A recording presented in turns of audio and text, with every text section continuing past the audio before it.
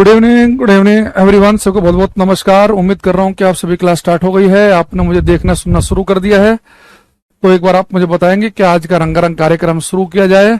सगुन, संध्या, महक, अभिमन्यु, दिनेश, गंगा, अवि, अरोरा, अजय, महेश, सुरेश, कमलेश, अभिमन्यु, सोनू, राजेश, सोनल या सुनेल ऐसे कुछ नाम था, सोनू, अरसी, अंसारी, सभी को नमस्कार। तो ऑडियो वीडियो कैसे भाई? जय हिंद, जय भारत, जो भी आप लिख रहे हैं।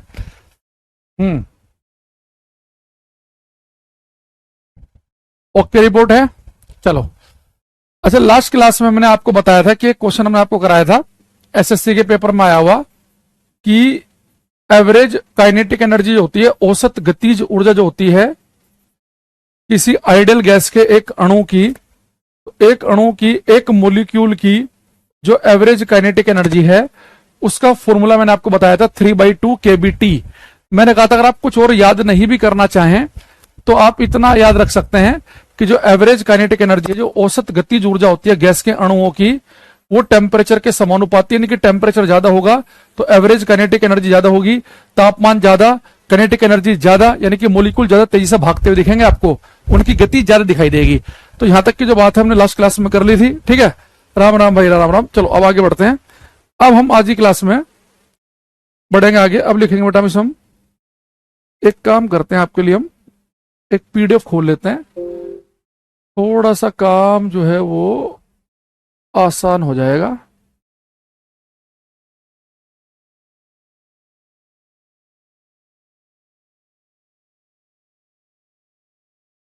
देखो, आज बेटा हमारे पास में जो हीट हम चैप्टर पढ़ रहे हैं, कल की क्लास क्यों नहीं चली? कल क्लास हुई नहीं थी, इसलिए नहीं चली है। कल क्लास हुई नहीं थी तो चलती कैसे भाई? कल क्लास नहीं हुई है, अगर क्लास होती तो चलती, नहीं हुई थी इसलिए नहीं चली है। ठीक है, अब देखो, अब यहां पर बेटा बड़े ध्यान समझना, कमेंट बाजी कम से कम करेंगे, पढ़ने की कोशिश ज्यादा करेंगे। ठीक है, तो लाइव स्टार्ट हो गया भाई, और कब स्टार्ट होगा?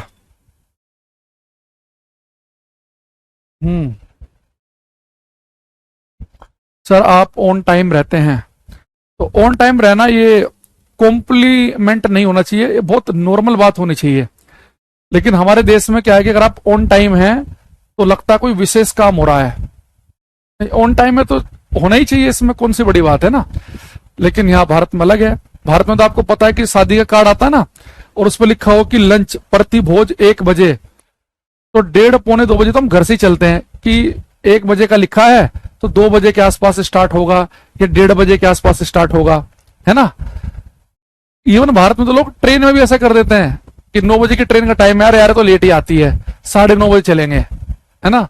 तो भारत है, इसमें कुछ भी हो सकता है। बचपन से हम किसी को कह रहे हैं कि मैं अभी पहुंच रहा हूं 2 मिनट, तो अगला भी अगर आप 10 मिनट में पहुंच जाओ तो आपसे कोई ऐतराज नहीं करेगा, वो मान के चलेगा 2 मिनट का कहा, यानी कि 10 मिनट ही है 2 मिनट का मतलब। तो भारत एक विविध प्रकार का देश है, अलग ही देश है। ठीक है, देखो, अच्छा अब यहां पे देखना बेटा, हम सबको ये पता है कि जो हीट है, जो उष्मा है, ये हमेशा कहां से कहां फ्लो करती है। आप कहेंगे सर हीट जो है, बचपन से हमने पढ़ा है कि हीट हमेशा जाती है हाई टेम्परेचर से लो टेम्परेचर, उच्च तापमान से निम्न तापमान। अगर एक वस्तु गर्म है, एक ठंडी है, तो उष्मा हमेशा उच्च तापमान से गर्म वस्तु से ठंडी वस्तु की तरफ को फ्लो करेगी। तो हीट हमेशा फ्लो करती है हाई टेम्परेचर से लो टेम्परेचर, उच्च तापमान से निम्न तापमान की तरफ को। ठीक है, लेकिन आप कहेंगे सर ये तो हमने बचपन से पढ़ा है कि हीट हाई टेम्परेचर से लो टेम्परेचर की तरफ को जाती है। ठीक है, लेकिन जो हीट हाई से लो की तरफ को जाती है, वो जाती किस तरीके से है? तो बेटा जब भी हीट एक वस्तु से दूसरी वस्तु की तरफ जा रही होगी, जब भी हीट का ट्रांसफर एक जगह से दूसरी जगह हो रहा होगा, या तो एक वस्तु से दूसरी वस्तु में जाए या एक ही वस्तु के अंदर एक जगह से दूसरी जगह जाए, जब भी आपको हीट ट्रांसफर होते हुए दिखेगी ना, तो उसके 3 तरीके से हीट ट्रांसफर होती है। एक तरीके को हम कहते हैं चालन, एक को हम कहते हैं कन्वेक्शन संवहन, एक को हम कहते हैं रेडिएशन विकिरण। तो उष्मा स्थानांतरण के 3 तरीके हैं, कंडक्शन, कन्वेक्शन और रेडिएशन। इन तीनों को हमें क्लास के अंदर डिस्कस करना है। तो मैं इस चीज को एक बहुत ही बेसिक से एग्जांपल से बच्चों को पढ़ाता हूं। आपकी क्लास में हम वही एग्जांपल लेंगे, फिर इन तीनों की डेफिनेशन इंग्लिश हिंदी में भी पढ़ेंगे। अभी पहले बहुत ही बेसिक सी बात पाते हैं हम। देखो, ये मान लो कि बेटा 5 स्टूडेंट हैं, एक लाइन में खड़े हुए हैं, 1 2 3 4 5। अब ये 5 स्टूडेंट को इनके गुरुजी ने क्या किया, एक लाइन में खड़ा कर दिया, बोला एक लाइन में खड़े हो जाओ। गुरुजी ठीक है। अब गुरुजी ने क्या किया, इनके मास्टर साहब ने इस बच्चे के हाथ में एक बॉल दी और कहा कि आपको ये बॉल जो है ना वो लास्ट वाले बच्चे के पास पहुंचानी है, आप कितने तरीके से पहुंचा सकते हो। इसने कहा जी मेरे पास 3 तरीके हैं। इन्होंने कहा 1 बाय 1 बताओ। इन्होंने कहा कि सर अगर हम सारे के सारे बच्चे अगर बहुत ही नजदीक नजदीक खड़े हों तो मैं क्या करूंगा, मेरे हाथ में बॉल है, मैं से हल्का सा झुकूंगा, जो दूसरा भाई है वो भी अपना हाथ बढ़ाएगा, उससे बॉल पकड़ा दूंगा, वो बॉल उससे अगले वाले को पकड़ा देगा, वो उससे अगले वाले को, लास्ट वाले के पास पहुंच जाएगी। यानी बिना अपनी जगह छोड़े ही, बिना अपनी जगह से हटे ही हम बॉल को एक जगह से दूसरी जगह पहुंचा सकते हैं। अगर हमारे बीच में बहुत ज्यादा गैप नहीं है तो मैं खड़े खड़े बॉल इसे दूंगा, ये से देगा, ये से देगा, बॉल यहां पहुंच गई। इन्होंने कहा बहुत बढ़िया, वेल डन। सेकंड तरीका क्या है, इसने कहा गुरुजी अगर हमारे बीच में काफी गैप हुआ, बॉल ऐसे खड़े खड़े ना पकड़ा पाए तो चल के जाना पड़ेगा। मैं जाऊंगा, बॉल इसे पकड़ा दूंगा, ये से दे देगा, ये से दे देगा, ये से पकड़ा देगा, बॉल ट्रांसफर हो गई। तो इन दोनों तरीके में सारे के सारे बच्चे इन्वॉल्व हुए, बस एक तरीके में अपनी जगह छोड़नी पड़ी और एक जगह, एक केस में बिना जगह छोड़े ही बॉल ट्रांसफर हो गई। लेकिन एक तरीका इसने कहा कि और है, आपने कहा कि मुझे बॉल जो है लास्ट वाले भाई के पास पहुंचानी है, तो बीच वाले नजदीक है, दूर है, उससे कोई मतलब ही नहीं है, मैं सीधे बॉल फेंक दूंगा, लास्ट वाला भाई कैच कर लेगा। तो 3 तरह के बॉल ट्रांसफर करने के हुए कि 1 बाय 1 एक से दूसरे को बिना जगह छोड़े, एक एक की जगह छोड़ के गए और एक एक की डायरेक्ट ही पहुंचा दिया, बीच में कोई है नहीं, उससे कोई मतलब ही नहीं है। तो जैसे 3 तरीके से मैंने हिट, जैसे मैंने 3 तरीके से बॉल ट्रांसफर की ना बेटा, ऐसे ही 3 तरीके से हिट भी ट्रांसफर होती है। मैं हर एक केस को यहां से कंपेयर करूंगा और आप गेम को समझ जाओगे। देखो, जैसे मेरे पास में एक बेटा लोहे की छड़ है ये, और मैंने क्या किया, इसका एक सिरा भट्टी में रख दिया, गर्म कर रहा हूं मैं इसे भट्टी में रख के, इसका एक सिरा मैंने भट्टी में रख के गर्म कर दिया, ठीक। और मैंने क्या किया, यहां पे हाथ रख के आपसे बात कर रहा हूं मैं। एक बच्चा कह रहा राधे राधे, एक कह रहा कि गुड इवनिंग, एक कह रही है प्रियांशी, एक कह रही है टेस्ट चैप्टर होने के बाद होने दो। ऐसे बातें चल रही हैं और बात करते करते मैंने अचानक से ऐसे किया, यार मेरा हाथ जल रहा है, ये क्या हुआ, मैं तो इस वाले हिस्से को गर्म कर रहा था, ये वाला हिस्सा कैसे गर्म हो गया। तो आप क्या कहोगे कि गुरुजी इतनी ओवर एक्टिंग करने की जरूरत नहीं है। जब आप इसे हीट को, जब इस रोड को, छड़ को भट्टी में रखोगे तो ये वाला सिरा पूरा गर्म हो जाएगा, जब ये पूरा तप जाएगा, इसका तापमान ज्यादा हो गया, बगल वाले का टेम्परेचर कम है, तो यहाँ के जो पार्टिकल है ना अपनी हीट देंगे बगल वालों को, ये गर्म हो जाएंगे, अपनी हीट देंगे बगल वाले को, ये गर्म हो जाएंगे। करते करते करते करते एक टाइम ऐसा आएगा कि हीट ट्रांसफर होते होते यहां पहुंच जाएगी। यानी हीट जो है, एक पार्टिकल गर्म हो, उसने हीट दी बगल वाले को, उसने गर्म होकर दी बगल वाले को, तो ऐसे करते करते हीट पहुंच गई लास्ट पॉइंट तक। तो जब कोई सॉलिड गर्म हो रहा होता है ना, तो बेटा यही होता है, जैसे कोई आपने लोहे की छड़ ली, ये वाले पार्टिकल गर्म होंगे जो उसके बगल में चिपके हुए हैं, फिर वो गर्म हो जाएंगे, फिर वो गर्म हो जाएंगे, फिर वो करते करते हीट यहां तक पहुंच जाएगी। तो यानी कि बिना पार्टिकल के हिले, बिना पार्टिकल अपनी जगह छोड़े ही अगर एक से दूसरी जगह हीट को ट्रांसफर कर रहे हैं, तो हीट ट्रांसफर करने का ये तरीका चालन कहलाता है, कंडक्शन। और जब कोई सॉलिड गर्म होता है तो जनरली वो चालन के द्वारा ही गर्म होता है। भाई सॉलिड में क्या होता है, सॉलिड के पार्टिकल अपनी जगह छोड़ते ही नहीं है। अगर सॉलिड के पार्टिकल अपनी जगह से हिल गए तो लिक्विड नहीं बन जाएगा, वो उसकी तो अवस्था ही बदल जाएगी, सॉलिड कहेगा वो। तो अगर कोई आपसे कहे कि हीट एक स्थान से दूसरे स्थान तक पहुंच रही हो और कण, पार्टिकल जो है अपनी जगह को ना छोड़ें, बिना अपनी जगह से हटे, बिना एक्चुअल मूवमेंट किए अगर हीट एक जगह से दूसरी जगह पहुंच रही है, जैसे छड़ का ये वाला हिस्सा हम गर्म करते हैं और ये वाला हिस्सा गर्म हो रहा है, गर्मी जो है धीरे धीरे इस वाले सिरे तक पहुंच जाती है। तो ये जो हीट जो यहां से यहां तक ट्रांसफर हो रही है, ये कौन सा तरीका है, कंडक्शन का है, चालन का है, इसमें पार्टिकल बिना अपनी जगह छोड़े ही हीट को आगे ट्रांसफर करते जा रहे हैं। इन्होंने हीट ट्रांसफर की, अगले वाले को करेगा, अगले वाले को करेगा, अगले वाले को, करते करते यहाँ पे हीट ट्रांसफर हो गई। जैसे कि अगर आपके घर में वो लो आप, जैसे चाय बनाने का जो पहला मग होता था ना, मग एल्यूमिनियम का, तो आजकल तो पकड़ने की जगह प्लास्टिक होती है, तो पहले वो जो देसी से मग होते हैं चाय बनाने वाले, पूरे के पूरे एल्यूमिनियम के, आपने ये वाला हिस्सा रखा है गैस पे, लेकिन यहां से आप पकड़ रहे हैं उसमें प्लास्टिक नहीं है, तो ये वाला हिस्सा क्यों गर्म हो जाता है, कंडक्शन की वजह से, कि हीट धीरे धीरे धीरे धीरे यहां तक पहुंच पा रही है। तो बिना पार्टिकल अपनी जगह छोड़े अगर हीट ट्रांसफर कर दें, उसे हम क्या कहते हैं, कंडक्शन।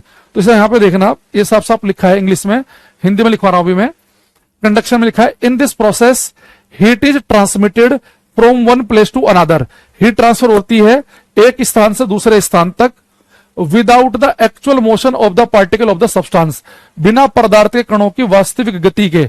तो बिना पदार्थ के कणों की वास्तविक गति के, यानी कि पार्टिकल अपनी जगह पे ही है, वो गर्म हो गए तप गए, तो जो उसके बगल में चिपका हुआ है फिर वो गर्म हो गया, जो उसके बगल में चिपका वो गर्म हो गया, जो बगल में चिपका वो गर्म हो गया, तो पार्टिकल के बिना हिले ही ट्रांसफर हो रही है, उसे हम कहते हैं चालन। तो इस बात को मैं हिंदी में लिख देता हूं, लिखेंगे चालन, लिखेंगे इस विधि में बिना पदार्थ के कणों की वास्तविक गति के बिना पदार्थ के कणों की वास्तविक गति के उष्मा एक स्थान से दूसरे स्थान तक पहुंचती है। तो बिना पदार्थ के कणों की वास्तविक गति के उष्मा एक स्थान से दूसरे स्थान तक पहुंचती है, इसे हम कहते हैं कंडक्शन, इसे हम कहते हैं चालन।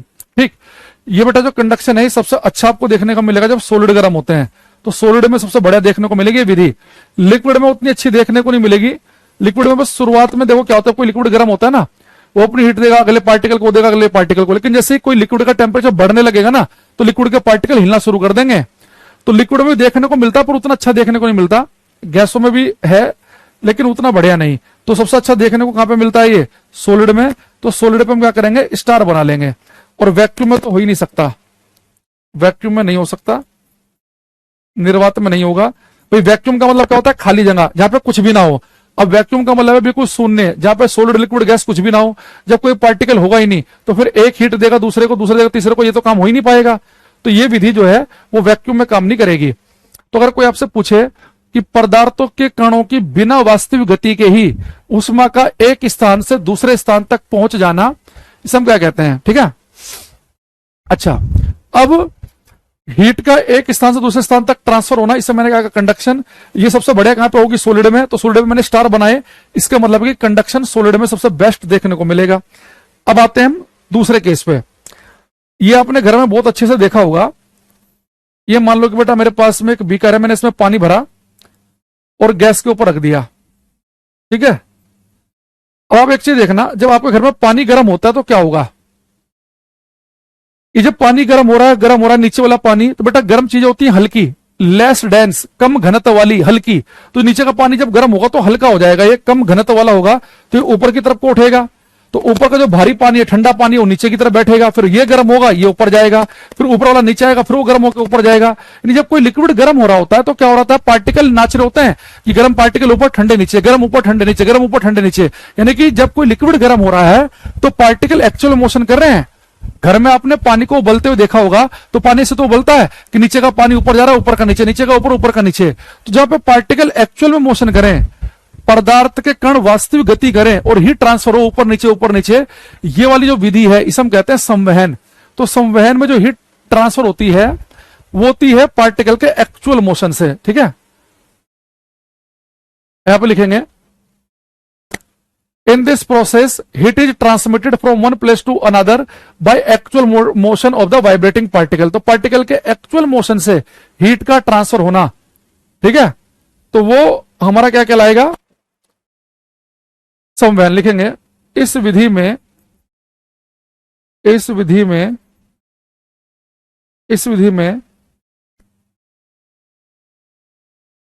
पदार्थ के कणों की वास्तविक गति से, पदार्थ के कणों की वास्तविक गति से उष्मा एक स्थान से दूसरे स्थान तक पहुंचती है। उष्मा एक स्थान से दूसरे स्थान तक पहुंचती है, ठीक है। और बेटा ये कन्वेक्शन संवहन है, ये सॉलिड में तो होगा नहीं भाई, यहाँ पे पार्टिकल एक्चुअल मोशन कर रहे हैं, तो अगर सॉलिड के पार्टिकल मोशन करने लग जाएंगे तो सॉलिड रहेगा ही नहीं वो। तो ये विधि आपको देखने को मिलेगी जब लिक्विड गर्म होता है या जो गैस, तो लिक्विड और गैस में बहुत अच्छी देखने को मिलेगी। तो हम दोनों के ऊपर ही स्टार बना लेंगे, लिक्विड के ऊपर भी और गैस के ऊपर भी। वैक्यूम में हो नहीं सकती क्योंकि वैक्यूम में खाली जगह होती है, तो कौन पार्टिकल ऊपर जाएगा और कौन नीचे आएगा, तो निर्वात में ये भी नहीं होगा। ठीक, तो अभी मैंने जो दो केस आपको बताए थे बच्चों वाले, तो आपने क्या देखा कि अगर बिना हिले ही हीट एक स्थान से दूसरे स्थान तक जा रही है तो कंडक्शन है, जो सॉलिड में बढ़िया देखने को मिलता है। अगर पार्टिकल एक्चुअल मोशन करते हुए दिखें कि हल्के पार्टिकल ऊपर ठंडे नीचे, अगर पार्टिकल एक्चुअल मोशन करते हुए दिखें तो क्या है, कन्वेक्शन, संवहन, ये लिक्विड गैस में बढ़िया होता है, ये सॉलिड में बढ़िया होता है। अब एक बच्चा बेटा रेडिएशन विकिरण, अब इस बात हैं देखो, फूल कुमार सबसे पहली क्लास देखो, पता चल जाएगा आपको, ठीक है। राहुल ढाकर आप भी सबसे पहली क्लास देखकर आओ, पता चल जाएगा, ठीक। अब आते हैं तीसरे केस पे। तो तीसरा केस क्या था, इस भाई ने बॉल फेंकी, इसने कैच कर ली। यानी अगर हीट ऐसे ट्रांसफर हो कि जिसे हीट देनी है वो हीट दे और जिसे लेनी है वो ले ले, बीच वाले से कोई संबंध ही ना हो, बीच वाले से कोई मतलब ही ना हो, उसे हम कहते हैं रेडिएशन। तो सूर्य जो है ना, सन जो अपने अंदर से एनर्जी फेंक के मारता है ना, हम कहते हैं रेडिएशन। तो सूर्य से जो प्रकाश निकलता है, सूर्य से जो हीट गर्मी निकलती है, उसे हम कहते हैं रेडिएशन। तो बेटा सूर्य से जब रेडिएशन निकलती है ना, वो क्या करती है, सीधे धरती पर जाकर टक्कर मारती है, सीधे धरती को गर्म करती है। तो जब सन से लाइट आती है तो सीधे धरती उसे आके कैच कर लेगी। तो बीच में क्या है, धरती सूर्य के बीच में अंतरिक्ष है, निर्वात, वहां कुछ नहीं है, लेकिन तब भी हीट ट्रांसफर कर रही है। धरती के चारों तरफ एटमॉस्फेयर है, लेकिन जब सूर्य का प्रकाश आता है तो एटमॉस्फेयर को गर्म नहीं करता, वो सीधे धरती को गर्म करता है। जब धरती गर्म हो जाती है तो उसके आसपास जो हवाएं चिपकी हुई हैं फिर वो बाद में गर्म होती हैं।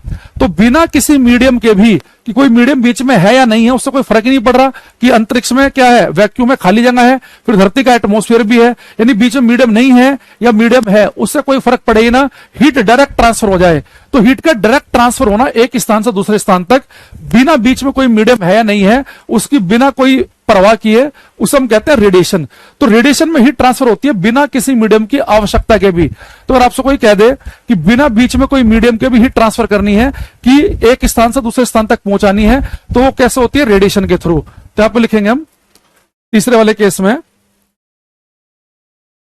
तीसरा वाले केस, ये सेकंड वाला उतारा नहीं है किसी ने, तीसरे वाले केस में लिखेंगे, इसमें क्या लिखा है, in this process heat is transmitted from one place to another directly without the necessity of any intervening medium. बिना किसी माध्यम की आवश्यकता के भी ऊष्मा का एक स्थान से दूसरे स्थान तक पहुंचना विकिरण कहलाता है।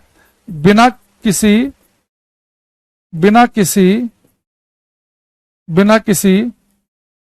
माध्यम की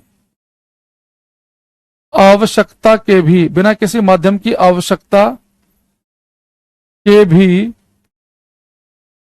ऊष्मा का एक स्थान से दूसरे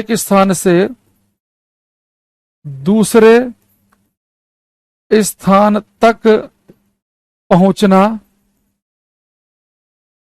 विकिरण कहलाता है, विकिरण कहलाता है।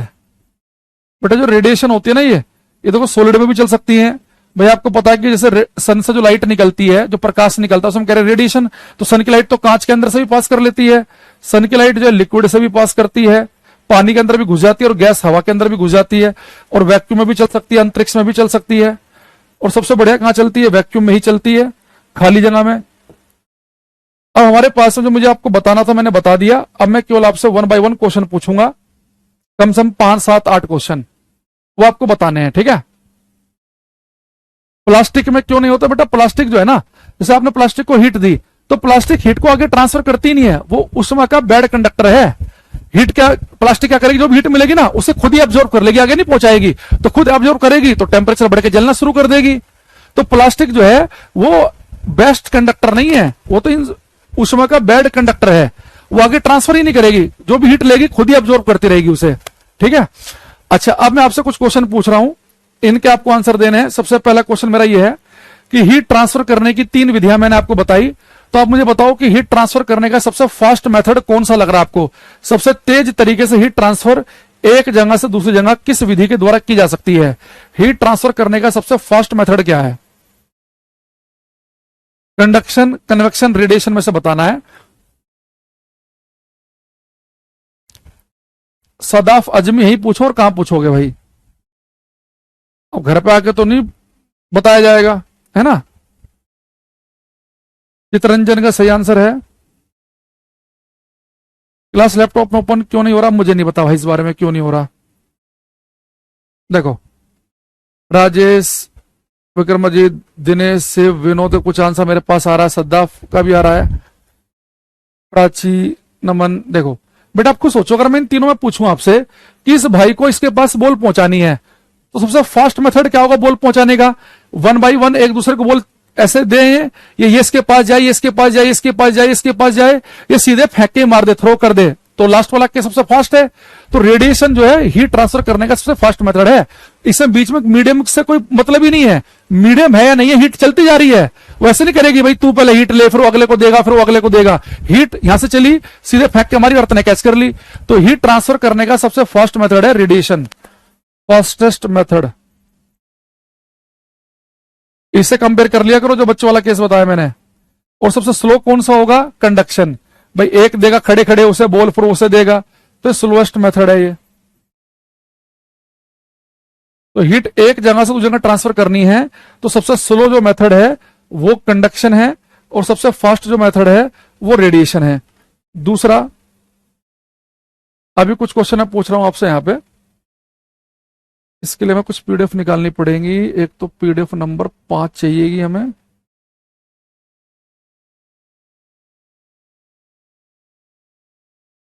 पीडीएफ नंबर 5 में है इससे क्वेश्चन, पीडीएफ नंबर 20 में भी है।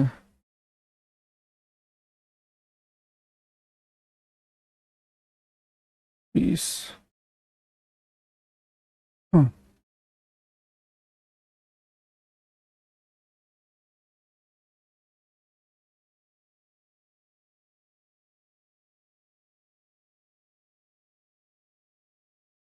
ये क्वेश्चन एसएससी के पेपर का है, ये करो।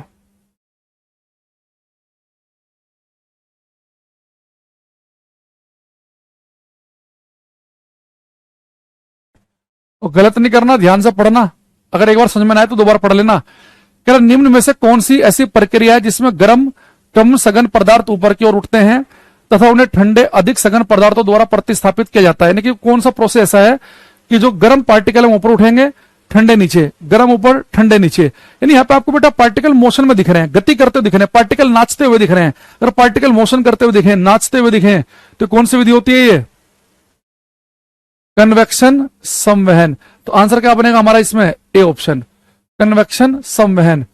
ठीक है, तो क्वेश्चन नंबर जो 3 है इसका आंसर बनेगा ए, जो हमें चितरंजन बता रहे हैं, अरसे अंसारी बता रही हैं, विजयकांत का कैमोर, खुशी यादव, हंसा, अंजलि, रोली, अजय, पूजा, प्रिंस, वैशाली, सबका बहुत बढ़िया। अच्छा, एक दो क्वेश्चन आसान से और पूछ रहा हूं, फिर थोड़ा सा इसमें हमने बढ़िया सा क्वेश्चन पूछेंगे आपसे। एक क्वेश्चन ये बताओ,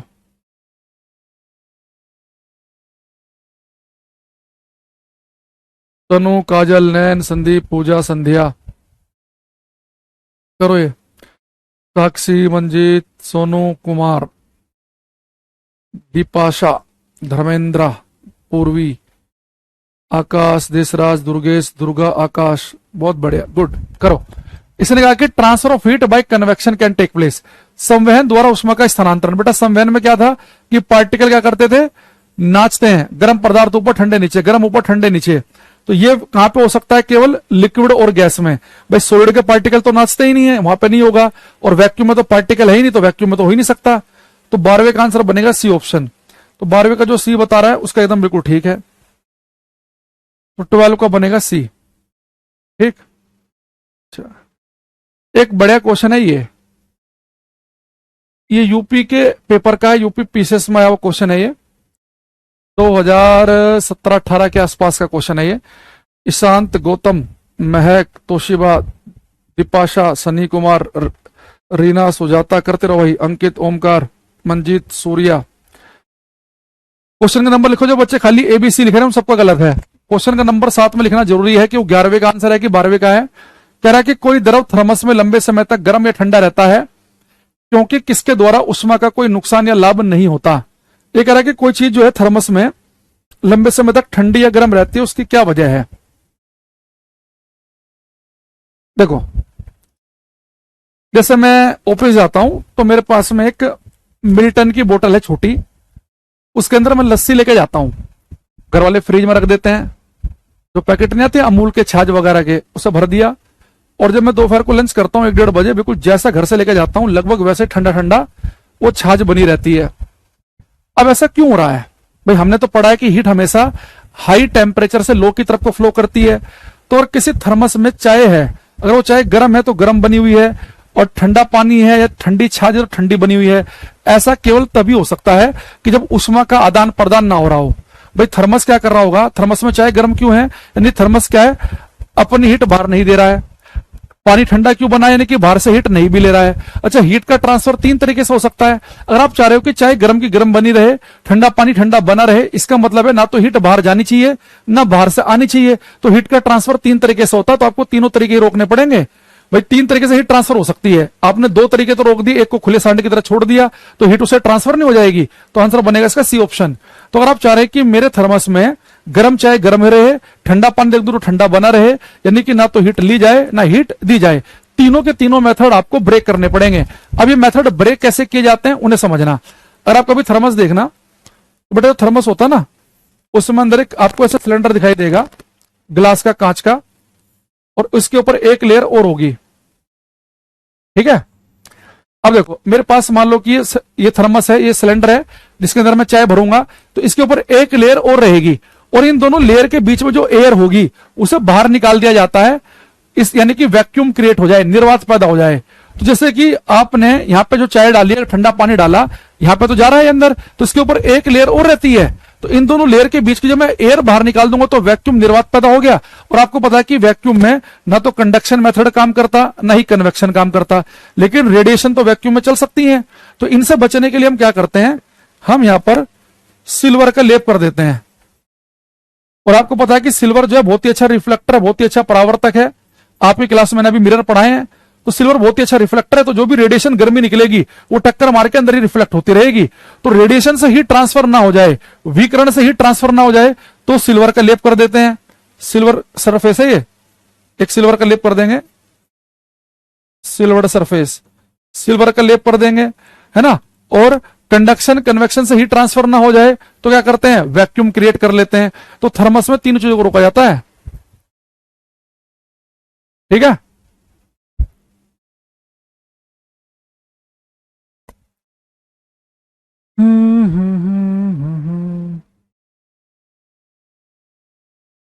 अच्छा, एक इसमें क्वेश्चन आपसे मैं और पूछना था, वो है प्रैक्टिस सेट नंबर 7 में।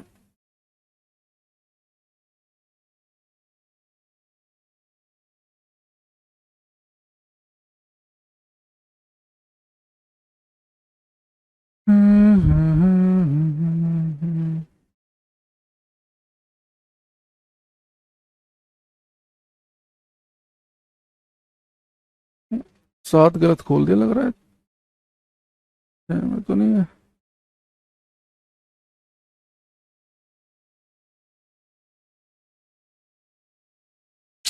सात में नहीं, 6 में है, सॉरी, माई मिस्टेक।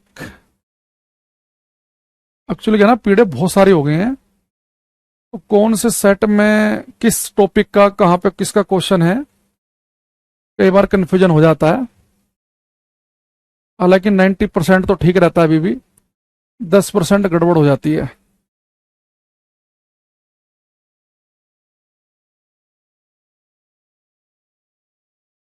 जैसे क्वेश्चन है, ये करो, तो ठंडा पानी बोतल की सरफेस पे क्यों आ जाता है? बाहर की जो गर्म हवाएं है ना, जो ठंडे पानी के संपर्क में आती हैं, ठंडे पानी के संपर्क में, तो अपनी हीट दे देती हैं, गर्मी दे देंगी, तो वो कंडेंसेशन, संघनन की वजह से गैसें किसमें बदल जाती हैं, पानी में। तो बाहर की जो हवाएं हैं वो ठंडी हो जाती हैं, इसलिए। अच्छा, अब यहां पर लिखा है कि radiation is the process in which heat is transmitted from one place to another. विकिरण वह प्रक्रिया जिसमें उसमें एक स्थान से दूसरे स्थान तक पहुंचती है। एक कह रहा कि without actual motion of particle, एक कह रहा by actual movement of the particle, directly without the necessity of any intervening medium, बिना किसी माध्यम की आवश्यकता के सीधे। भाई रेडिएशन को चलने के लिए पार्टिकल का एक्चुअल मोशन या विदाउट मोशन की जरूरत ही नहीं है, पार्टिकल है या नहीं उससे कोई मतलब ही नहीं है।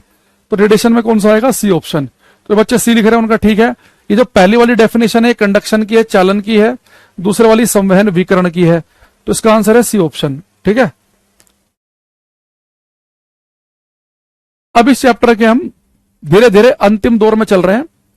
अब कुछ बहुत ही फेमस क्वेश्चन मैं आपसे पूछने वाला हूं, जो बहुत ही फेमस क्वेश्चन है, अब उन पर आ जाएंगे हम। देखो, इन्हें आपको कुछ क्वेश्चन को डायरेक्ट याद रखना है, इनकी मैं एक्सप्लेनेशन दूंगा आपको, पर ये बहुत ही इंपॉर्टेंट क्वेश्चन है, तो इन्हें जरूर ध्यान रखेंगे।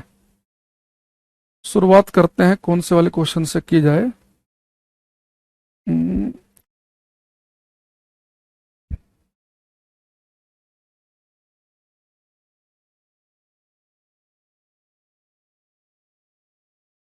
ये क्वेश्चन बेटा बड़ा इंपॉर्टेंट है।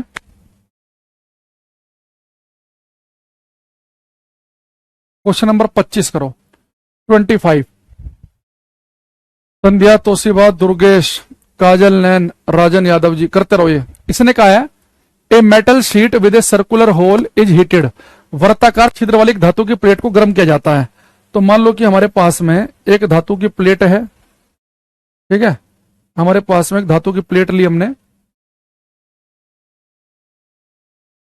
ये मेटल की प्लेट है एक,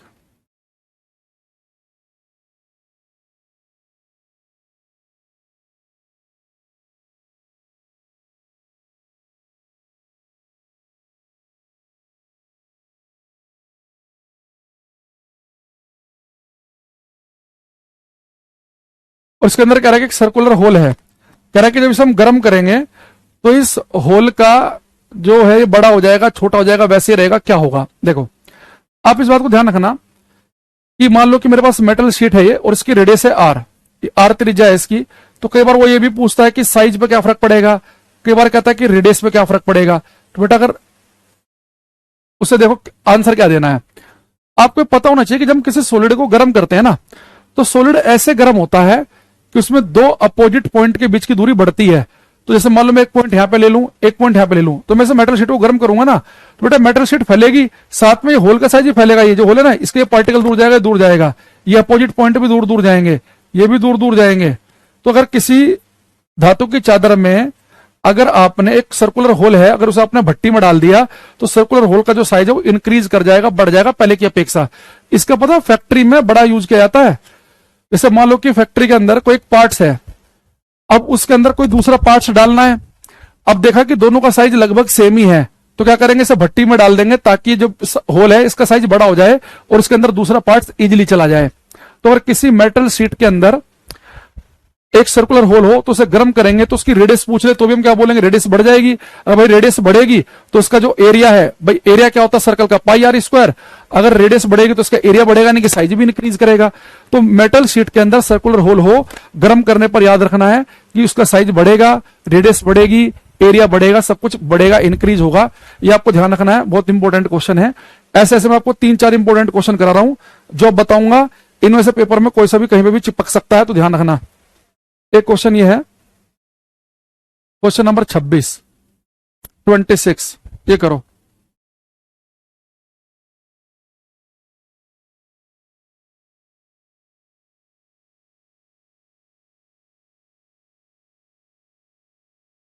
ठंडा करने पर चीजें कॉन्ट्रैक्ट होती हैं, सिकुड़ती हैं, गर्म करने पर फैलती हैं, तो थर्मल एक्सपेंशन कहते हैं। यहां पर लिखा है, यदि रेफ्रिजरेटर के दरवाजे कुछ घंटों के लिए खुले छोड़ दिए जाए तो कमरे का तापमान पे क्या होगा?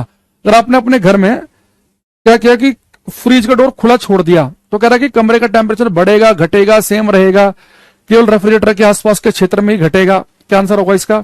जितने बच्चे इस क्वेश्चन नंबर 26 का आंसर डी बता रहे हैं उनको तो बिल्कुल ही गलत है। इसका आंसर भी बेटा बी है। देखो, जैसे हमारे पास में मान लो कि कमरा है, ये बड़ा सा कमरा है, इसके अंदर एक फ्रिज रखा हुआ है, ठीक है, ये पीछे पाइप वाइप से लगे हुए हैं, और यहाँ पे इसका स्विच है ये, ठीक। अब ये इसका गेट है, ये डोर है। देखो पहले समझो बेटा फ्रिज का काम होता क्या है। मान लो कि आपके घर में 300 लीटर का फ्रिज है, तो फ्रिज का काम क्या है कि आपने फ्रिज का जब डोर बंद कर रखा होगा तो फ्रिज का काम है कि 300 लीटर का जो वॉल्यूम है, जो 300 लीटर में होता है ना जो फ्रिज का वॉल्यूम, तो अगर उसका काम है कि 300 लीटर का जो फ्रिज है उसके अंदर की गर्म हवाओं को बाहर फेंकना ताकि अंदर ठंडक बनी रहे। भाई एसी भी तो यही काम करती है, बस एसी बड़े लेवल पे काम कर रही है, पूरे कमरे की गर्मी बाहर फेंक रही है, तो यहां बिजली का बिल जा रहा है। फ्रिज बेचारा छोटे से लेवल पे काम कर रहा है, 300 लीटर पे, 250 लीटर पे, 400 लीटर पे। कमरे का वॉल्यूम होता है कई हजार लीटर या लाख लीटर भी हो सकता है, तो एसी बड़े लेवल पे काम करते इसलिए बिजली का बिल आता है ज्यादा। तो इस फ्रिज का काम क्या है कि अंदर की गर्मी को बाहर फेंकना, अंदर गर्मी बाहर फेंकना ताकि अंदर ठंडक बनी रहे। लेकिन जैसे आप इसका डोर खुला छोड़ देंगे तो क्या होगा कि फ्रिज का डोर खुला छोड़ते ही अब इसके लिए तो पूरा कमरा ही फ्रिज बन गया। जब डोर ही खुला छोड़ दिया तो फिर फ्रिज क्या करेगा, कमरे से गर्मी खींच रहा है तो कमरे में फेंक रहा है, कमरे की गर्मी कमरे में फेंक रहा है, कमरे की गर्मी कमरे में फेंक रहा है। तो पहली नजर में आपको लग सकता है कि सर कोई फर्क पड़ना ही नहीं चाहिए, जब फ्रिज का डोर खुला छोड़ दिया हमने तो कमरे की गर्मी को कमरे में तो फेंक रहा है, तो क्या फर्क पड़ेगा। लेकिन एक चीज बताओ भाई, ये कमरे की गर्मी कमरे में फेंकेगा तो ये अपने आप तो काम होगा नहीं, सब कुछ तो वर्क, कुछ तो कार्य करना ही पड़ेगा। अगर मैं आपसे कहूं कि मेरे घर में 1 हॉर्स पावर की मोटर है जो पहले फ्लोर तक पानी पहुंचा सकती है, पहली मंजिल तक, और मैं चाह रहा हूं कि 5 फ्लोर तक पानी पहुंचा दे, तो क्या होगा कि जो मोटर के ऊपर लोड ज्यादा पड़ेगा, ये ज्यादा वर्क करेगी, ज्यादा पानी को उठाने की कोशिश करेगी 5 फ्लोर तक, तो जो बहुत ज्यादा कार्य करेगी ये वर्क अल्टीमेटली हीट में कन्वर्ट हो जाता है, मोटर गर्म होकर फूक जाती है। ऐसे फ्रिज की औकात थी 300 लीटर पे काम करने की, ये क्या कर रही है, पूरे कमरे की गर्मी कमरे के अंदर फेंक रही है, तो ये काम कर रही है 1 लाख लीटर पे। तो जो एक्सेस वर्क किया जाएगा फ्रिज के द्वारा वो हीट में कन्वर्ट हो जाएगा और गर्मी बढ़ जाएगी कमरे के अंदर। तो जैसे ओवर वर्क करने से मोटर फूक जाती है, वो पहले फ्लोर तक पानी पहुंचा सकती है, 5 फ्लोर तक चाह रहे हैं हम, तो जो एक्स्ट्रा वर्क कर रही है मोटर वो हीट में कन्वर्ट होता है। ऐसे ही अगर हम कहें आपसे कि हमारे घर में जो फ्रिज है उसका डोर खुला छोड़ देंगे तो एक्सिस जो वर्क किया जाएगा फ्रिज के द्वारा कि औकात 300 लीटर पे है, लेकिन आप उससे किस पे काम कराना चाह रहे हैं, आप कहेंगे सर मैं तो उससे काम कराना चाह रहा हूं 1 लाख लीटर पे, 70,000 लीटर पे, तो इसलिए वो वर्क जो होगा एक्सिस वर्क वो हीट में कन्वर्ट होगा और कमरे के अंदर गर्मी फैल जाएगी। एक ये क्वेश्चन आपको याद रखना कि फ्रिज का डोर खुला छोड़ने पे गर्मी फैलती है, मेटल शीट जो है उसे गर्म करेंगे तो होल का साइज यहां पर भी क्या होगा, इंक्रीज होगा, बढ़ जाएगा। ये दोनों पॉइंट याद रखेंगे। एक क्वेश्चन और देखना भी आप,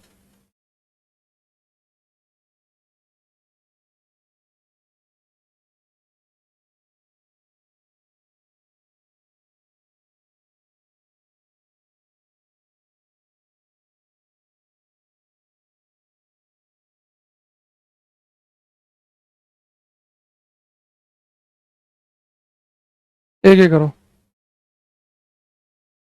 क्वेश्चन नंबर 15,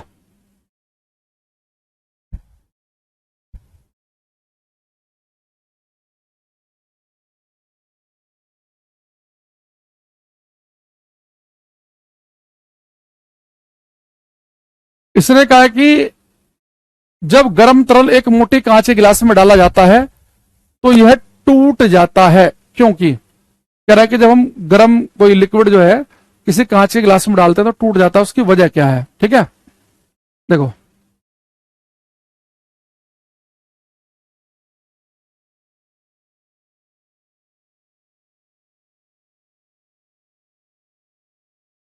से आपने क्वेश्चन को पढ़ लिया होगा, मैं आपको समझा देता हूं इसे।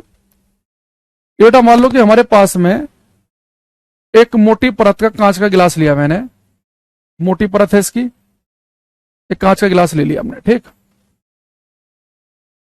अब आपने एक चीज देखी होगी आपके घर में भी, अगर मान लो कि कोई कांच की चीज है, अगर आप उसके अंदर उबलती हुई चाय या उबलता हुआ पानी डाल दो तो कई बार वो कांच का गिलास चटक जाएगा, उसके अंदर ना एक लाइन बन जाएगी, ब्रेक हो जाएगा वो। ऐसा पता क्यों होता है? देखो जैसे आपने इस कांच के गिलास के अंदर उबलता हुआ पानी भर दिया, उबलता हुआ पानी, बेटा क्या होगा, जो अंदर वाली जो लेयर है, भाई चीज समझो, ये गिलास है, एक लेयर तो है जिसे आप बाहर से पकड़ेंगे ऐसे गिलास को, एक लेयर वो होगी ना जब पानी टच कर रहा होगा अंदर वाली, तो एक लेयर तो ये जहां पे पानी टच कर रहा है, एक लेयर वो है जहां से आप वो गिलास को पकड़ रहे हैं। तो जो अंदर वाली लेयर है ये तो ठंडी है लेकिन पानी है गर्म, तो जो बेटा अंदर वाली जो कांच की लेयर होगी ना ये गर्म पानी से हीट लेगी, और हीट लेने से आपको पता है कि चीजें एक्सपेंड करती है, फैलती हैं। तो अंदर वाली जो लेयर है वो जो भाई अंदर वाली लेयर तो पानी के टच में है ना, भाई अंदर वाली जो लेयर है इसमें गरम गरम बहुत ही उबला हुआ पानी चिपक गया, तो कांच की लेयर तो ठंडी है, गर्म पानी आके चिपक गया, तो कांच की जो परत है वो गर्म पानी से हीट खींचेगी और एक्सपेंड करना शुरू कर देगी, फैलने लग जाएगी। अब देखो कांच के साथ दिक्कत क्या है कि कांच जो है ना ऊष्मा का बहुत अच्छा चालक नहीं है, ये बेस्ट कंडक्टर नहीं है। ये अंदर वाली लेयर जो टच में थी, जो गर्म पानी के टच में थी, ये हीट लेगी और फैलना शुरू कर देगी। बाहर वाली लेयर को पता भी नहीं होगा कि हो क्या रहा है। अगर कांच बहुत ही अच्छा कंडक्टर होता, बहुत ही अच्छा चालक होता, तो कांच क्या करता, जैसे अंदर वाली लेयर को हीट मिलती, साथ में बाहर को भी हीट ट्रांसफर कर देता, तो दोनों लेयर एक साथ फैलती, ठंडा होने पे एक साथ सिकुड़ती। अभी होगा क्या, अंदर वाली जो लेयर जो गर्म पानी के टच में है, उसने हीट ली और अपना तो उसने फैलना शुरू कर दिया, बाहर वाले को पता भी नहीं है। बाहर वाली लेयर बिल्कुल वैसी की वैसी खड़ी है, अंदर लेयर फैलती हुई आ रही है। तो इस एबनॉर्मल एक्सपेंशन की वजह से ये कांच का गिलास टूट जाता है। तो उसने वही लिखा है यहाँ पे कि जब गर्म तरल एक मोटे कांच के गिलास में डाला जाता है, ये टूट जाता है, क्योंकि कांच ऊष्मा का एक बुरा चालक है, जिससे केवल भीतरी सतह फैलती है। तो केवल अंदर वाली सरफेस ही एक्सपेंड हो रही होगी, अंदर वाली फैल रही होगी, बाहर वाली को पता भी नहीं वैसे की वैसी है, और अंदर वाली जो है ये फैलते हुए एक्सपेंड होते हुए बाहर की तरफ आ रही है, इसलिए गिलास ब्रेक हो जाएगा। तो कांच के मोटे गिलास में जब हम कोई उबलता पानी चाय डालते हैं तो कई बार उसमें चटक क्यों जाता है, निशान क्यों पड़ जाते हैं, क्योंकि कांच के साथ दिक्कत क्या है, क्योंकि जो लेयर टच में होगी केवल वही एक्सपेंड करेगी, बाहर वाली को पता भी नहीं है कि वो क्या रहा है अंदर, क्योंकि वो बहुत बुरा चालक है, जो भी हीट मिली खुद ही अब्जॉर्ब कर लेगा और फैलना शुरू कर देगा। ठीक है। टेम्परेचर कोएफिशिएंट ये होता है कि मान लो कि टेम्परेचर दिया तो कितने तक कुछ चीज एक्सपेंड करेगी। ठीक है, ये कंफ्यूज करने के लिए दे रखा है, आपको जरूरत नहीं है इसकी। एक दो क्वेश्चन अभी हम इसमें और देखेंगे।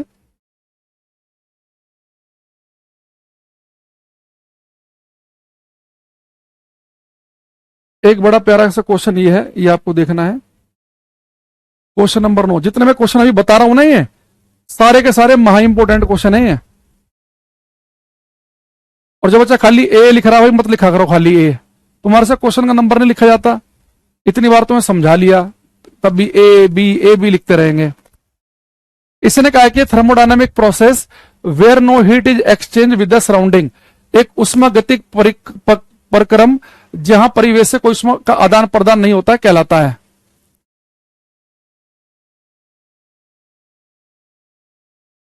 देखो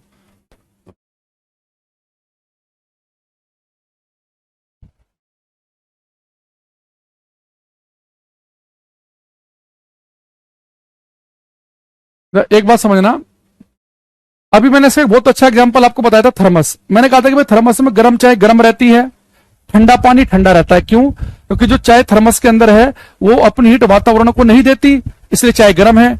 ठंडा पानी ठंडा है क्योंकि वातावरण से हीट नहीं लेता। तो जहां उष्मा का आदान प्रदान ना हो वातावरण के साथ में, इसका बड़ा बेस्ट एग्जांपल हमें थर्मस पता है। और ऐसे प्रोसेस जैसे थर्मस है कि जो ना हीट ले रहा ना दे रहा, तो फिजिक्स में अगर ऐसा प्रोसेस है जहां पर ना आपको हीट लेते हुए दिखे वातावरण से, ना हीट देते हुए दिखे, इसे हम कहते हैं एडियाबैटिक प्रोसेस, इसे हम कहते हैं रुद्धोष्म प्रक्रम। तो एडियाबैटिक प्रोसेस क्या होता है? एक्सचेंज ऑफ हीट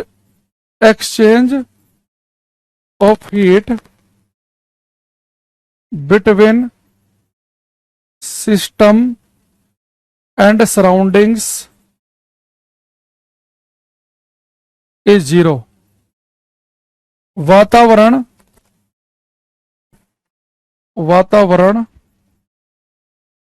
और निकाय, सिस्टम को बोलते हैं हिंदी में निकाय, वातावरण और निकाय। जैसे कि सिस्टम, जैसे आपने थर्मस ले लिया, वो सिस्टम ही तो हो गया। वातावरण और निकाय के बीच उष्मा का आदान प्रदान शून्य होता है। वातावरण और निकाय के बीच उष्मा का आदान प्रदान शून्य होता है। ठीक है। केमिस्ट्री लैब में गिलास क्यों नहीं ब्रेक होता? देखो कांच ना कई टाइप के होते हैं। अगर आपने पायरेक्स गिलास लिया तो पायरेक्स गिलास ऐसे होते हैं जो बहुत ज्यादा टेम्परेचर को होल्ड कर सकते हैं, वो जल्दी से टूटेंगे नहीं। तो गिलास की क्वालिटी भी तो होती है, हर एक गिलास थोड़ी ना चटक जाता है ऐसे ही। अच्छी क्वालिटी का लोगे, बढ़िया लोगे तो नहीं चटकेगा वो। तो वातावरण और उष्मा निकाय के बीच उष्मा का आदान प्रदान होता है शून्य। इसका आप एग्जाम्पल याद रखेंगे, एडियाबैटिक प्रोसेस के एग्जाम्पल आप याद रखना। एक तो थर्मस याद रखना एक तो, ठीक है, एक तो थर्मस याद रखेंगे। दूसरी चीज एक किस्म ध्यान रखना, तो बेटा जैसे आप मेरे सामने खड़े हैं, मैंने कहा हेलो, तो मेरे मुंह से हेलो निकलते आपको सुनेगी, क्योंकि साउंड बहुत तेजी के साथ ट्रेवल करता है एयर में, और आपके मुंह का साउंड बहुत जल्दी मेरे पास पहुंचेगा। तो साउंड इतना क्विक प्रोसेस है, इतना फास्ट प्रोसेस है कि जब साउंड चल रहा होता है ना एयर से, तो ना तो ये एयर से हीट लेता ना देता है। तो एयर में साउंड जब ट्रेवल कर रहा होता है, ये भी एडियाबैटिक प्रोसेस का एग्जाम्पल है। तो प्रोपोगेशन ऑफ साउंड, ध्वनि का संचरण, ध्वनि का साउंड का ट्रेवल करना, ये भी एडियाबैटिक प्रोसेस में आएगा। तो यहां पर लिखेंगे हम propagation of sound, propagation of sound, ध्वनि का संचरण, ध्वनि का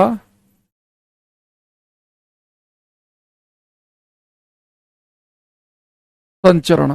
ठीक है, थर्मस एडियाबैटिक प्रोसेस का एग्जांपल है, प्रोपोगेशन ऑफ साउंड भी। एक इसमें हम लिखेंगे लास्ट, टायर का फटना, bursting of tyre, bursting of tyre. Tyre बड़ा टायर जो फटते हैं ना गाड़ियों के, वो भी इसलिए फटते हैं क्योंकि हीट का आदान प्रदान नहीं हो पाता। मान लो कि कोई जब टायर सड़क पर चल रहा है, उसके अंदर की जो गैसें हैं वो लगातार घूम रही हैं, तो बहुत ज्यादा मोशन में है, तो उनका टेम्परेचर बहुत ज्यादा बढ़ जाता है। अब अंदर की जो गैसों का टेम्परेचर बहुत ज्यादा बढ़ जाएगा, बहुत गर्मी बढ़ जाएगी, लेकिन अंदर की जो गैसें ना अपनी हीट वातावरण को दे ही नहीं पाती, क्योंकि जो बीच में रबड़ है, रबड़ उसमें का कुचालक है, तो अंदर की गैसें लगातार गर्म हो रही है, गर्म हो रही है, गर्म हो रही है, तो उनकी जब एनर्जी बहुत ज्यादा बढ़ जाएगी तो एक्सपेंड होने लगेंगी, तो इससे कई बार टायर फट जाता है।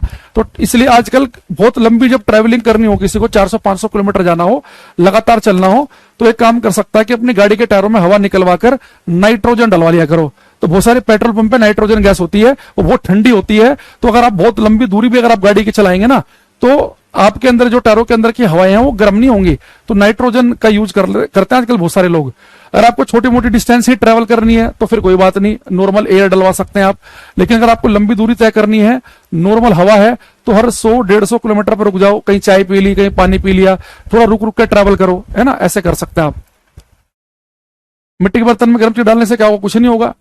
मिट्टी के बर्तन तो पहले भट्टी में पका पका के इतनी हीट दे दे के उन्हें पका देते हैं, अब और क्या होगा उनमें। ठीक है, अच्छा अगला देखना कि थर्मस, ध्वनि का संचरण, साउंड का प्रोपोगेट करना, और टायर का फट जाना, ये सब किसके एग्जांपल है, एडियाबैटिक प्रोसेस के एग्जांपल है। इन सबको आपको ध्यान रखना है।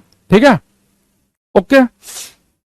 अच्छा, अगर कोई आपसे पूछ ले कि जैसे मैंने कहा कि एडियाबैटिक प्रोसेस में क्या होता है कि वातावरण और सिस्टम के बीच में ऊष्मा का आदान प्रदान नहीं होता। ये जो आइसोकोरिक प्रोसेस, वो प्रोसेस होते हैं जहां पे वॉल्यूम कांस्टेंट रखा जाता है। यानी कि मान लो कि आपने गैस को भर लिया है कुकर में 5 लीटर के, भाई 5 लीटर का जो कुकर है वो सुकड़ के 3 लीटर का भी नहीं बनेगा ना 7 लीटर का, फिक्स है वॉल्यूम। तो जहां पे वॉल्यूम कांस्टेंट रख के कोई काम किया जाए वो कहे जाते हैं आइसोकोरिक। सम आयतनिक प्रक्रम, जहां पे आयतन समान रहे। आइसोकोरिक प्रोसेस में वॉल्यूम कांस्टेंट रहता है, वॉल्यूम को चेंज नहीं किया जाता। आइसोथर्मल प्रोसेस में टेम्परेचर को चेंज नहीं करते, समताप यहाँ पे तापमान को चेंज ना करें, टेम्परेचर फिक्स करके कोई एक्सपेरिमेंट करें तो यहाँ पे टेम्परेचर कांस्टेंट रखा जाता है। और आइसोबैरिक में लिखा है समदाबी, हिंदी वालों के लिए बड़ा आसान है, तो यहाँ पे दाब समान रहेगा, यहाँ पे प्रेशर कांस्टेंट रहता है। तो बिना प्रेशर चेंज किए अगर कोई एक्सपेरिमेंट कर रहे हैं तो आइसोबैरिक प्रोसेस है, यहाँ प्रेशर कांस्टेंट है, दाब कांस्टेंट है। आइसोबैरिक समदाबी प्रक्रम, वो प्रक्रम है दाब समान रहे, समायतनिक में आयतन समान रहता है, समतापी में तापमान समान रहता है। रुद्धोष्म प्रक्रम से आप पढ़ के नहीं बता सकते, इसलिए पेपर में रुद्धोष्म प्रक्रम ही पूछता है।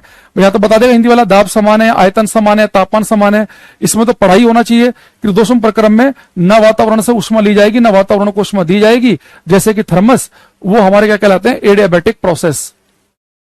ठीक है,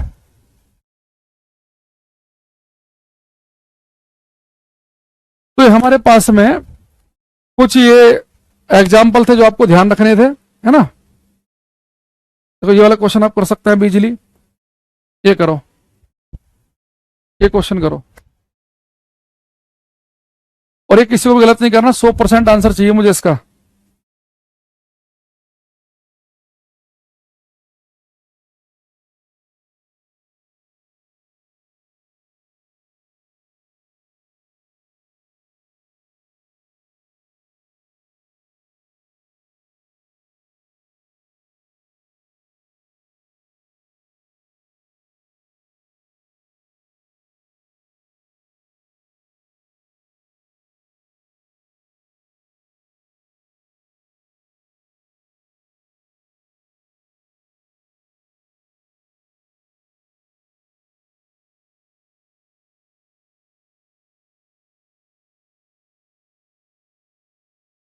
इसने कहा कि किस वजह के लिए कुछ खाली जगह दो रेलवे पटरियों के बीच खुली छोड़ दी जाती है, के बीच छोड़ दी जाती है, ट्रेन की पटरी के बीच में थोड़ी जगह क्यों छोड़ देते हैं, ताकि गर्मी में अगर एक्सपेंड, जब गर्मी बढ़ने से जब ये पटरियां एक्सपेंड करेंगी भी तो बीच में कुछ गैप होना चाहिए।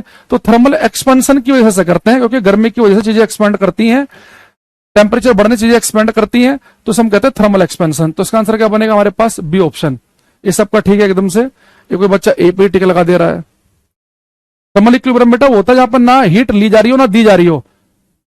जैसे दो चीजें थर्मल इक्विलिब्रियम में आ गई, थर्मल इक्विलिब्रियम में आ गया, जैसे मान लो चीज गर्म एक ठंडी है, तो गर्म अपनी चीज देगी ठंडी को, वो ठंडी हीट लेगी गर्म देगी। अगर दोनों थर्मल इक्विलिब्रियम में आ गए तो ये ना हीट इधर जाएगी ना हीट इधर जाएगी। थर्मल इक्विलिब्रियम का मतलब ये होता है।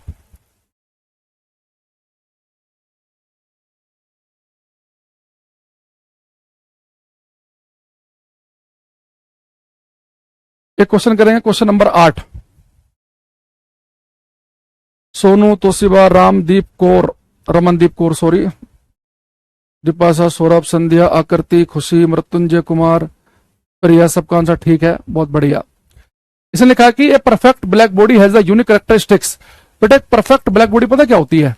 परफेक्ट ब्लैक बॉडी होती है जो उसके ऊपर कोई भी रेडिएशन गिरे, कोई भी गर्मी गिरे उसे एब्जॉर्ब कर ले, और जब उसका टेम्परेचर ज्यादा हो, आसपास से कम हो, तो सारी तरह की रेडिएशन बाहर भी निकाल दें।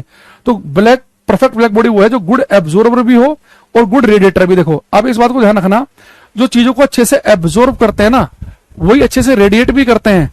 तो ब्लैक बॉडी परफेक्ट वो है जो बड़े से चीजों, जो उसके ऊपर कोई भी रेडिएशन गिरे, कोई भी गर्मी गिरे, उसको एब्जॉर्ब कर ले, और जब उसका टेम्परेचर ज्यादा है, आसपास से कम है, तो सारी तरह की रेडिएशन बाहर भी निकाल दे। इससे बहुत सारे बच्चे क्या करते हैं, पेपर में केवल ए पे टिक लगा देते हैं। बेटा जो अच्छा एब्जॉर्बर होगा ना वो अच्छा रेडिएटर भी होगा। ये किरचॉफ का नियम है, ये किरचॉफ लॉ है। ये किरचॉफ का लॉ इलेक्ट्रिसिटी में भी आता है। ये किरचॉफ लॉ है, जो अच्छा एब्जॉर्बर होगा वो अच्छा रेडिएटर भी होगा। उसका बड़ा अच्छा एग्जांपल बता रहा हूं मैं आपको।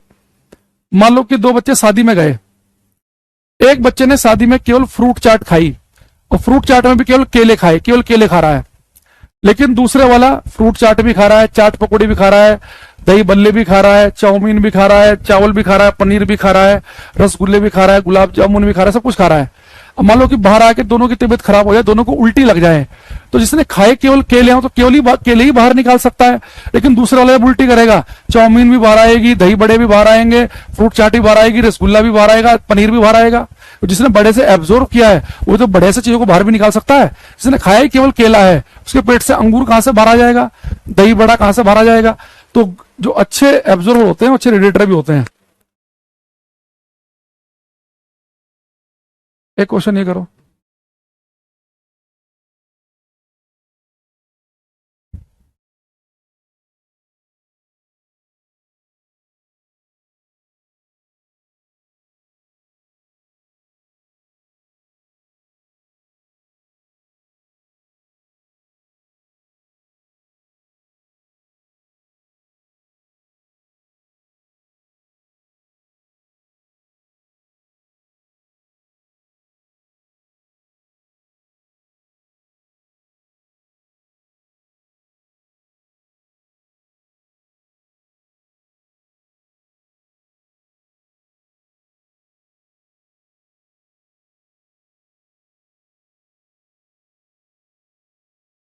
ये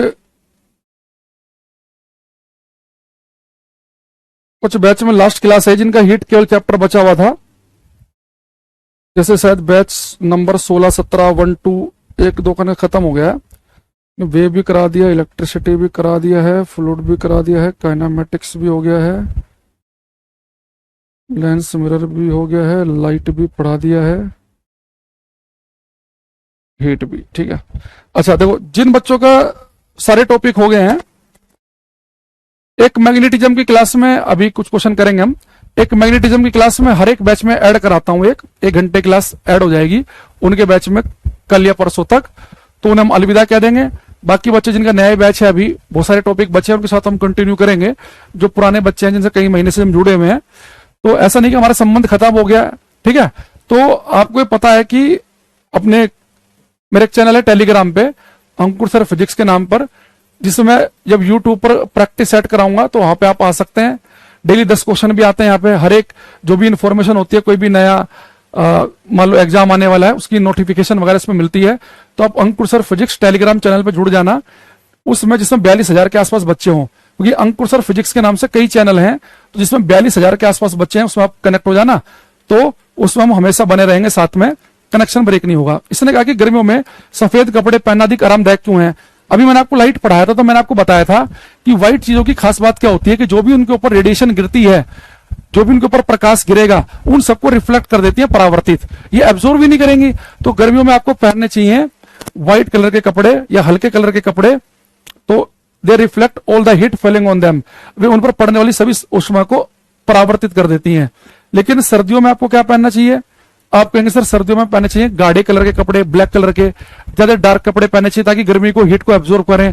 सर्दियों में व्हाइट कलर के कपड़े पहनेंगे हम, ठीक है। अच्छा, इसके अलावा अगर मैं आपसे कहूं कि ये बताऊं जाते जाते, मान लो कहीं आप अचानक से कहीं आप गए और मौसम बिगड़ गया, ठंड हो गई, और आपके पास दो ऑप्शन है कि आप एक मोटी चादर ओढ़ के सोएं या दो पतली पतली चादर को मिला के सोएं, तो आप किस ऑप्शन को पसंद करोगे। दो पतली पतली चादर को मिला के एक करके ओढ़ना पसंद करोगे या एक मोटी चादर को ओढ़ना पसंद करोगे। महक, संदीप, राजन, दिनेश, शिवांश कुमार दुबे। अगर सूती कपड़ा होगा व्हाइट में सदाब, तो एब्जॉर्ब भी कर लेगा पसीने को। गर्मियों में सूती और सफेद रंग के कपड़े पहनने चाहिए, जो वैसे होते हैं ना टेरिकोट वाले जो कपड़े होते हैं, रेशमी कपड़े, वो क्या करते हैं पसीना उनमें एब्जॉर्ब नहीं कर पाते, वो चिपचिपाहट ज्यादा लगती है, उसमें दाने दाने से हो जाते हैं बॉडी में। एक बच्चा कह रहा है प्रताप सिंह मोटी, जो बच्चा मोटी कह रहा है उससे गलत है। अगर आपके बेटा कभी ऐसा हो तो फिजिक्स आपको साइंस जीवन में उतारनी है, दो पतली पतली चादर को मिलाकर एक बनाना है।